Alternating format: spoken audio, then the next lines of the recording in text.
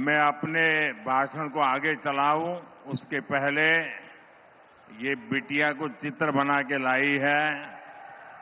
ये कब से खड़ी है। उधर कोई वरिष्ठ सज्जन भी मेरी मां का चित्र बना करके लाए हैं। मैं आपके इस प्यार के लिए आपका बहुत आभारी हूं। मैं मेरे एसपी जी के साथियों से कहता हूं कि आपसे वो कलेक्ट कर लें और ये बिटिया अपना अगर नाम पता लिख देगी तो मैं जरूर आपको चिट्ठी लिखूंगा। நான் என் உரையை மேலும் தொடர்வதற்கு முன்பாக நெடுநேரமாக அங்கே ஒரு சிறுமி ஒரு குழந்தை என்னுடைய அம்மாவின் படம் என்று நினைக்கிறேன் அதை கையிலே ஏந்தி கொண்டு எனக்கு தர வேண்டும் என்று துடித்துக் கொண்டிருக்கிறது. குழந்தை உன்னுடைய பெயர் அதில் இருந்தால் போதும், இதை நான் பெற்றுக்கொண்டு உனக்கு என்னுடைய நல்லாசி கடிதத்தை கண்டிப்பாக அனுப்புகின்றேன். என்னுடைய நண்பர்கள் அதை பெற்றுக்கொண்டு என்னிடம் தருமாறு கேட்டுக்கொள்கிறேன்.